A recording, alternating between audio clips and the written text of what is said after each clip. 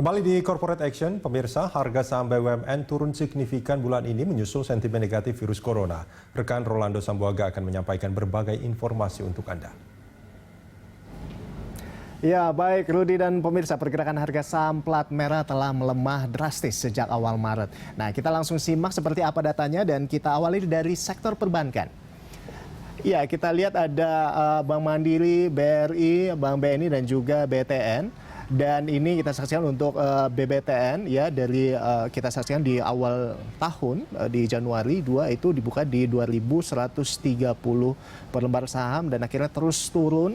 Februari di 1.810, Maret tanggal 2 di 1.650 sampai akhirnya kemarin pada 17 Maret 2020 ini ditutup di 1.160 per lembar saham. Nah, kemudian dilanjutkan dengan Bank Mandiri dibuka dari 7.750 di awal Januari, terus turun juga di Februari di angka 7.500, Maret di 6.950 dan akhirnya kemarin 17 Maret 2020 di angka atau di level 5.525. Nah, ini salah satu yang paling dalam kita penurunan yang paling cukup besar ya kita saksikan dari BNI, yaitu dibuka dari Januari 7.775 turun ke level 7.125 dan akhirnya kemarin pada 17 Maret di 4.510 per lembar saham.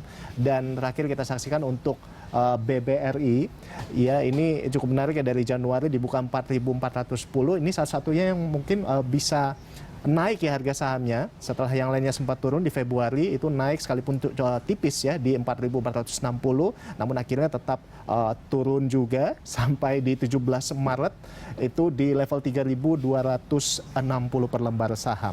Nah, selanjutnya Rudi dan pemirsa, kita saksikan seperti apa pergerakan harga saham untuk BUMN di sektor tambang.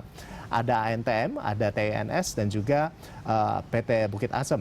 Ya, pemirsa, untuk aneka tambang kita saksikan di Januari 840 dan akhirnya kemudian turun sampai pada 17 Maret kemarin 2020 itu di level 416 per lembar saham.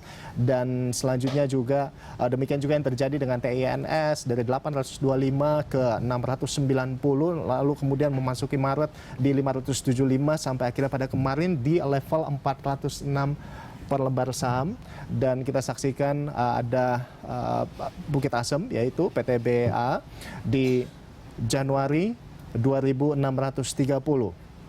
turun di Februari 2.170 hingga pada 17 Maret di level 1.710 per lembar saham. Selanjutnya apa yang terjadi dengan sektor konstruksi? Kita saksikan bersama. Pemirsa, ada Adikarya, ada Wika, ada PTPP dan juga Waskita. Untuk yang pertama kita saksikan untuk Waskita dulu di WSKT dari 1.505 di Januari, kemudian turun merosot dari ke Februari di 1.200, 970 hingga 550, dan memang rata-rata merosot cukup dalam ya, cukup besar ini penurunan harga sahamnya. Kita saksikan begitu juga yang terjadi dengan Adikarya dari 1.170 di Januari, Maret kemarin 17 2020 itu di 510 per lembar saham.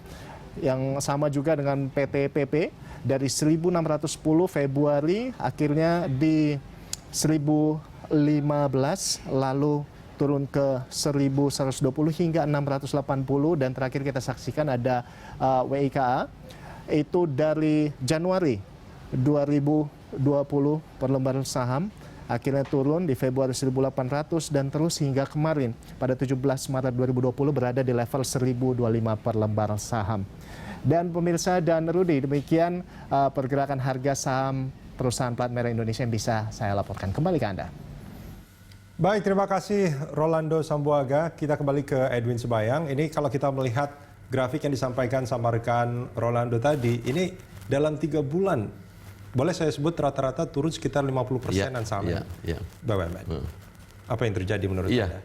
Itu sangat tergantung dari masing-masing. Tadi kan kita lihat kayak perbankan paling jatuh parah adalah BTN. Karena apa? Mereka terkena PSAK 71 dan 72, di mana mereka harus menyediakan cadangan piutang ragu-ragu lebih besar, dan juga terkait dengan properti kan sekarang pengakuannya begitu selesai. Jadi kalau memang sekarang dia banyak kasih ke apartemen tuh agak lama nanti dia bisa menerima. Sehingga itu perlu nanti dicadangin, makanya akan menggerus laba bersih mereka. Sehingga tidak heran BTN ini yang paling hancur di antara sementara bank-bank anggota himbara lainnya itu yang paling bagus, yang paling kuat adalah BRI sebetulnya kan, karena memang mereka merakyat banget sehingga mereka bisa tetap mempertahankan margin, dan beberapa bank yang menggantungkan pada korporat seperti BNI dan Mandiri. Ini kan situasi lagi gak kondusif seperti ini. Nah, begitu korporat nanti menghentikan ambil kredit, otomatis nanti bilang kredit akan turun, nanti laba bersih mereka akan turun. Sehingga kita lihat dampak lebih besar terhadap BNI dan Bank Mandiri. Kita lihat tambang sama konstruksi juga ya. Itu juga parah sekali. Dalam waktu 3 bulan turunnya ada yang sampai 70%-an kayaknya tadi. Persis, ya. Kalau kita lihat untuk tambang, ya itu tadi, seperti saya kata tadi, ya kan, ini kan masalah akan terjadi resesi ekonomi, ya, sehingga nanti pengguna daripada komoditas mengalami penurunan. Ya, jadi nggak heran kita lihat harga timah, harga antam itu luar biasa jatuhnya. Gitu. Kalau untuk konstruksi itu beda lagi kasus masing-masing. Kayak seperti contoh kita lihat yang paling jatuh, ya paling keras itu penurunan adalah WSKT. Karena mereka punya 3 jalan tol yang mereka harus jual. Persoalan adalah siapa pembelinya. Kedua, kalau dia terlalu lama pegang di dalam buku mereka, itu akan bisa menggerus laba bersih mereka karena depresiasi gede banget, Mas. Artinya sebetulnya kalau kita bicara soal tren negatif dari masing-masing emiten, ini nggak bisa kita bilang bahwa ini akan kembali di bulan keberapa gitu ya, karena itu tergantung pada masing-masing kondisi masing-masing. Iya. Jadi kinerja masing-masing. Nah itu. Jadi kalau emang melihat seperti itu, ya kita harus bisa cerdik-cerdik memilih saham BUMN mana yang perlu, yang bagus untuk kita masukin. Nah kalau kita bicara soal harga saham kan selalu bicara soal buy on weakness ini kan harganya sebetulnya sudah banyak terdiskon. Tapi Anda melihat bahwa ini tetap bukan saat yang tepat untuk. Kalau dari antara semua yang tadi dipaparkan tadi, yang paling pertama saya ambil adalah BRI. BRI? Yes, saham BRI. Jadi kalau saya melakukan, ya saya katakan bisa melakukan buy on weakness. Beli untuk cicil beli ketika terjadi penurunan. Karena saya yakin ini pasti akan paling cepat reboundnya. Di antara semua saham yang BUMN yang dipaparkan tadi. Sementara yang lain meskipun mungkin dari segi harga cukup atraktif. Tapi belum tentu, turun, murah bukan berarti murahan. Jadi saya mesti lihat dari konteks per konteks dari tiap-tiap saham. Nah, itu. Baik, Pak Edwin, terima kasih banyak sudah hadir bersama kami di Corporate Action. Pemirsa, Corporate Action masih akan kembali dengan informasi menarik lainnya usai jeda.